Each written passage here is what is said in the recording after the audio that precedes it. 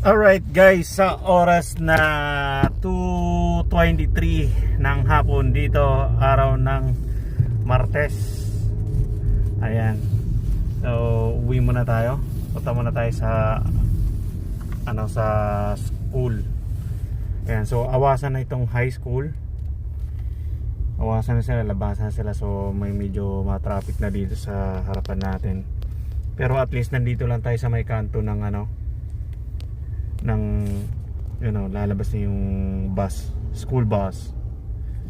So kaya may mga security yan sa bawat pedestrian kasi pinapatawid nila yung mga bata kasi yung high school dyan, no?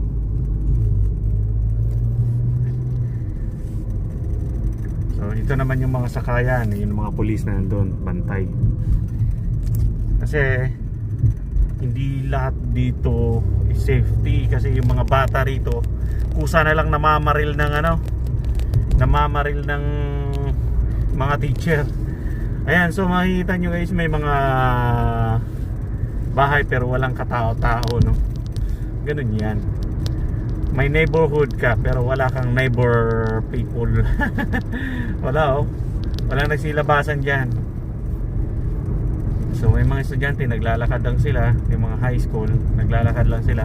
So mapapansin nyo guys, papakita ko transparent yung mga bag nila. Pakita ko transparent yung bag nila. Andali. Paglagpas nitong binatilyo na to. Pakita. Yan. Transparent yung bag niya. Yan.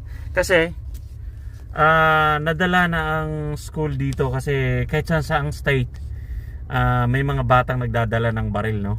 So kaya yun ang ginagawa nila, tinatransparent yung mga bag, especially sa mga high school, kasi para makita ka agad, no need nang i-scan, titingnan na lang ng mga pulis, hindi na kailangan na i-scan pa doon sa machine, kita na kagad nila kung anong laman ng bag nila at saka kakapkapan naman sila. So yun ang importante, kaya nagiging transparent yung mga bag nila para hindi sila makadala ng mga weapon. Ayan. So punta tayo sa elementary kasi ito ang high school. Elementary doon sa pupuntahan ko. Alright, thank you so much.